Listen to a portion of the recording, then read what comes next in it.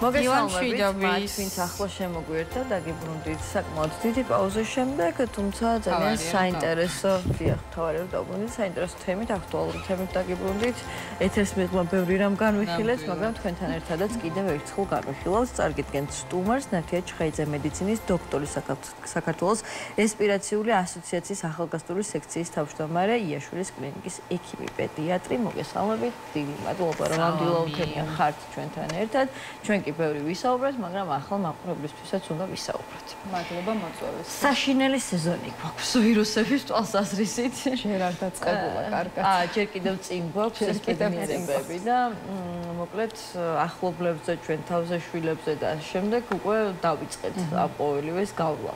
ახლა თქვენ გისმენთ, რა ტიპის ვირუსებია მოდებული ამ ეტაპზე, რას ვეუბნებით წინ და როგორ შეიძლება მაქსიმალურად ამ ბავშვები დავიცვათ მსგავსი მდგომარეობებისგან. ძალიან კარგი კითხვა არის, ნამდვილად აქტუალური თემა არის, ეხლა ამ პერიოდში განსაკუთრებით. პერიოდი გავიარეთ დაახლოებით 1 თვის წინ, აგვისტოდან სექტემბრის ჩათვლით, როცა კორონავირუსი იყო ყველაზე ხშირი გამომწვევი ვირუსული ინფექციების ბავშვებში და არა მარტო ბავშვებში, დიდებშიც ძალიან ხშირი იყო, თუმცა ის არ იყო ის კოვიდი, ანუ უფრო მეტად ომიკრონის ტიპის იყო, ამიტომ ისეთი ძიმე მიმდინარეობა არ ჰქონდათ პაციენტებს და მსუბუქად, როგორც ჩვეულებრივ გაციებას რო ვეძახით, ესე გადაიტანეს. ეხლა სექტემბრის შემდგომ, დაახლოებით 15 სექტემბრის შემდგომ კორონავირუსის რიცხვმა იკლო და ეხლა უკვე რინოვირუსი არის წინ. დაახლოებით 40% არის რინოვირუსი, სხვა ყველა ვირუსებს შორის რაც უვლინდებათ ბავშვებს.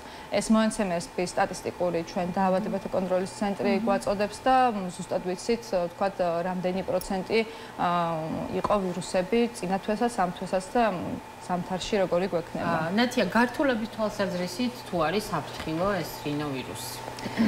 ჩვეულებრივი ვირუსული ინფექცია არის, რასაც საზოგადოებაში გაციებას ეძახიან, იგივენაირად მიმდინარეობს, რა სიმპტომიც გახსენდებათ გაციებაზე, თუნდაც ცხვირიდან გამონადენი რინორეა, სურდო, ყელის ტკივილი, ხველა, ტემპერატურა, არ არის აუცილებელი რომ მაღალი იყოს, შეიძლება სუფებრილური იყოს, ანუ 37.5, 38-მდე. გართულება, როგორც ასეთი, ძირითადად არ ახასიათებს. სტანდარტულად რა ხანგრძლივობის არის ეს ვირუსი? ზოგადად ყველა ვირუსული ინფექცია მაქსიმუმ 7 დღემდე გრძელდება ხოლმე. ზოგ შემთხვევაში არის, რომ შეიძლება 1-2 დღეშიც კარგად გახდეთ და მორჩეს, მაქსიმუმ შეიძლება 7 დღემდე გაგრძელდეს. თუმცა ეხლა უკვე მოდის გრიპის ვირუსის სეზონი, რასაც ნამდვილად შეიძლება რომ ახასებდეს გართულება და ბევრად უფრო საყურადღებო და საშიში არის, ვიდრე სხვა ვირუსები, კოვიდი და საყურადღებო საშიში. გაჩნია ასაკს, რა ასაკში ემართებათ და გაჩნია თანმხლებ დაავადებებს ასევე. გრიპის ვირუსი, რადგან ასეთი გართულებებით ხასიათდება, სწორედ ამიტომ გვაქვს ვაქცინა, შეგვიძლია თავი დავიცვათ, ზუსტად ამ პერიოდში ოქტომბრის თვეში არის ყველაზე კარგი რომ ჩავიტაროთ გრიპის ვაქცინა, რადგან დაახლოებით 2 კვირა სჭირდება ვაქცინასაც, რომ იმუნიტეტი გააქტიურდეს და გამოგვიმუშავდეს და ნოემბრიდან ზუსტად იწყება გრიპის ვირუსი ჩვენთან საქართველოში. ნოემბრიდან იწყება დაახლოებით მარტამდე გრძელდება ხოლმე. ეს 4-5 თვე არის ხოლმე გადამწყვეტი და თქვენ და თქვენი ახლობლები თუ არიან ნაცრილები გრიპის ვირუსზე, თქვათ, ოქტომბერში უკვე მთელი ეს სეზონი დაცულები იქნებიან გრიპის ვირუსის საწინააღმდეგოდ. ნათია, რა ასაკიდან შეგვიძლია აცრა, რომ გამოვიყენოთ? 6 თვის ასაკიდან შეიძლება რომ ავცრათ ბავშვები. ნათია, ასევე ბავშვებში ხშირი ავადობა მშობლებში იწვევს პანიკის საფუძველია ხოლმე ხშირად. როდის იწყება ეს პანიკის ეტაპი? ხშირად არის მოავადე ბავშვებში. ხშირად მოავადე ბავშვებში, ანუ რა უნდა გავითვალისწინოთ, რას უნდა მივაქციოთ ყურადღება და როდის უნდა შემოვკრათ გამგაშის ზარი? კარგი კითხვა არის, იმიტომ რომ ნამდვილად ძალიან ხშირი არის ხოლმე ეს შემთხვევები. მნიშვნელოვანია, რომ ასაკი კიდევ ერთხელ გამოვყოთ. წლამდე ასაკის ბავშვი, ბევრად უფრო მნიშვნელოვანია, რომ ესე ყურადღება მივაქციოთ და ვთქვათ, აი ეს სიმპტომები, რომელსაც ახლა ვიტყვი, საფუძველი გახდეს იმისა, რომ ვთქვათ, ექიმს მიმართოს მშობელმა. წლამდე ბავშვს თუ აღენიშნება, ვთქვათ, მაღალი ტემპერატურა, რომელიც ვთქვათ ვერ ემორჩილება ანტიპირატულებს, რომელსაც მშობელი სახლში აძლევს. მივარდნილია, ან ძილიანია, ან თავის საჭმელს რძე იქნება თუ ნებისმიერი სხვა არ იღებს.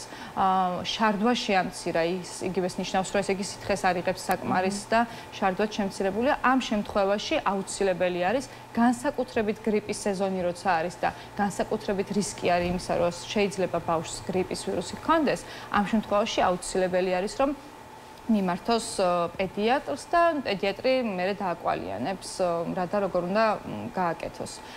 წლის შემდგომ ასაკში რაც შეეხება, ტემპერატურის მართვა ამ ბოლო პერიოდში ბევრად უფრო გამოცდილი მშობლები არიან ამ კუთხით და ტემპერატურის მართვა ბინაზე საკმაოდ კარგად შეუძლიათ ხოლმე. იციან რა პრეპარატი გამოიყენონ, რომელ ტემპერატურაზე უნდა გამოიყენონ და ასე ვთქვათ, ესეთი საყურადღებო აღარ ხდება ხოლმე. თუმცა პედიატრთან კომუნიკაცია, რა თქმა უნდა, აუცილებელია თუ ვთქვათ, გახანგრძლივებული არის აქაც ცხელება. აი, რამდენი დღე ითვლება გახანგრძლივებულად და როდის უნდა მივმართოთ უკვე ექიმს? ის სიმპტომები, რომლებიც ჩამოვთვალეთ, ვთქვათ, თუ მივარდნილი არის 3-4 წლის ბავშვი, სითხეს არ იღებს და საკვებსაც არ იღებს, ამ შემთხვევაში აუცილებელი არის, რომ მიმართოს პედიატრს. ნათია, ვისაუბროთ პრევენციაზეც. მესმის, რომ უფროსებში შედარებით უფრო მარტივია შეიძლება ის, რომ რაღაცნაირად დავიცვათ ჰიგიენა, როგორც სახლში, ისე სამსახურში თუ ასე შემდეგ, მაგრამ ძალიან გვიჭირს ეს ყველაფერი, როდესაც მცირეწლოვანს ეხება საქმე, ბაღი, სკოლა და იქ რეალურად არ ვიცით ჩვენ ჰიგიენის ნორმებს რამდენად იცავენ ბავშვები და სავარაუდოდ ვერ იცავენ, ამიტომ სკოლას და ბაღს მუდმივად თან ახლავს ეს პრობლემა. რა შეგვიძლია ესეთ დროს გავაკეთოთ თუ შევეგუოთ უბრალოდ ამ მოცემულობას? ძნელი არის ბავშვებთან ამ ყველაფრის კონტროლი, ნამდვილად, თუნდაც ხელის დაბანა და ის, რასაც ვთქვათ, უფროსები აკეთებენ, თუმცა როგორც ვიცი, საჯარო ბაღებში ძალიან კარგად კონტროლდება, ვთქვათ, ვენტილაცია რაღაც გაღება ფანჯრის რაღაცა პერიოდულობით, რომ ვთქვათ, ჰაერზე გასვლა, გასერნება და ასე შემდეგ, ხელების დაბანასაც აკონტროლებენ. მაგრამ მაინც ძალიან ძნელი არის, რა თქმა უნდა. ბავშვებთან ერთ-ერთი რაც შეგვიძლია რომ გავაკეთოთ არის იმუნიზაცია, ვთქვათ, გრიპის სეზონი როცა იქნება, რომ ავცრათ ბავშვები, სხვას ჩვენ ისეთ განსაკუთრებულს ვერაფერს ვერ ვიზავთ, რომ დავიცვათ 100%-ით ვირუსებისგან. ერთ-ერთი რაც ალბათ ისედაც ნათელი არის, რომ ჯანსაღი ცხოვრების წესით ყველა ბავშვი ესე უნდა ცხოვრობდეს, საკვებს იღებდეს ბალანსირებულად, ხორცს, ბოსტნეულს, თევზს, ხილს, რძის პროდუქტს, ფიზიკური აქტივობით იყოს დაკავებული დღის განმავლობაში რაღაცა პერიოდი აქტიურ ფიზიკურ ვარჯიშზე, გულისხმობ თამაშზე. ეს ყველაფერი, ვთქვათ, შეგვიძლია რომ გამოვიყენოთ. ნათია, იმუნიზაციას რომ დაუბრუნდეთ, ხშირად აქ აზრი ორად იყოფა ხოლმე და არის მშობლების ის კატეგორია, რომელსაც პირველს მიყავს ბავშვი ასაცრელად და არის მეორე კატეგორია, რომელიც თავს იკავებს და ამბობს, რომ უმჯობესია თავად გამოიმუშავოს ბავშვმა იმუნიტეტი. თქვენი როგორც ექიმის დამოკიდებულება ამ შემთხვევაში გასაგებია, თუმცა უკავშირები რომ განვიხილოთ, პოზიტიური ასპექტიც თქვენი მხრიდან მოვისმინეთ და გასაგებია, თუმცა რა უარყოფითი შედეგები შეიძლება მოხდეს ასეთის არსებობის შემთხვევაში. გრიპის ვაქცინაზე გულისხმობთ თუ ზოგადად ვაქცინაზე? ამ შემთხვევაში გრიპის ვაქცინა გრიპის ვაქცინაზე. იცით რა არის გაჩნია კიდევ ერთხელ ვიტყვი ასაკს და თანხლებ დაავადებებს. იმ შემთხვევაში თუ ბავშვი მცირეწლოვანია, თუ ბავშვს აქვს ქრონიკული დაავადებები ნებისმიერი, ეს იქნება ეპილეფსია, დიაბეტი და ასე შემდგომ. ამ შემთხვევაში ბევრად უფრო მნიშვნელოვანია, რომ გრიპის ვაქცინით ავცრათ და გრიპი არ დაემართოს ამ სეზონზე, რომ ვთქვათ, მდგომარეობა ბევრად უფრო არ გაუარესდეს, ვიდრე რომ არ ავცრათ. აცრას იმდენად არ აქვს ამდენი უკუჩვენება. ერთ-ერთი ზოგადად რაც ვიცით ხოლმე აცრებზე არის ალერგიული რეაქცია, თუმცა ეს ალერგიული რეაქცია წინა ვაქცინაზე უნდა ქონოდა განვითარებული და უნდა ვიცოდეთ, რომ თქვათ ალერგიას კიდე ერთხელ განმარტავ, რომ ალერგიას ყველაფერს ეძახიან. თუ თქვათ აქვთ ნებისმიერ საკვებზე ალერგია, ჩემი ბავშვი ალერგიულია და არცრიან, მაგრამ ეს სწორი არ არის. ამ ალერგიაზე იგულისხმება ანაფილაქსიური შოკი, რაც ძალიან მცირე პროცენტს აქვს პოპულაციაში, საქართველოშიც და ისეც. კი ბატონო, და ბოლოს კითხავთ, თუ თქვათ ბავშვს შეხვდა აყიშული ვირუსები, ტოვებს თუ არა ის იმუნიტეტს, თუ ამ შემთხვევაში მომდევნო სეზონზე ისევ უნდა ვიყოთ მზად ამ ვირუსისთვის. იმუნიტეტს არ ტოვებს. შეიძლება რომ ვთქვათ, წინა წელს თუ გქონდათ გრიპი, შემდგომ წელსაც დაგემართოთ, თუმცა თუ ვაქცინირებული არის, ბევრად შეიძლება რომ დაემართოს, თუმცა ბევრად უფრო სუსტად გამოხატული იქნება. აქ მნიშვნელოვანი ის არის, რომ გონიათ თუ ვაქცინირებული არის 100%-ით არც ერთი ვირუსული ინფექცია არ უნდა დაემართოს. ჩვენ ეთერს გარეთ თქვით, რომ უამრავი ვირუსი არის გრიპის ვირუსის გარდა, ამიტომ ვერ დავიცავთ ყველაფრისგან, თავარია გრიპის ვირუსისგან დავიცვათ ბავშვი, თუ თქვათ აცრილი არის, მსუბუქად გადააქვს და მნიშვნელოვანი არის, რომ ჰოსპიტალიზაცია ანუ საავადმყოფოში დაწვენა მას არ სჭირდება და შემდგომი გართულებებიც არ აქვს ხოლმე. ძალიან დიდი მადლობა. როგორც ყოველთვის ძალიან საინტერესო იყო თქვენთან საუბარი. ყოველთვის მიხარია ხოლმე თქვენი სტუმრობა, იმიტომ რომ ბევრი საინტერესო და საჭირო რჩევებით დახუნძული მიდიხარ. ნამდვილად. მადლობა კიდევ ერთხელ.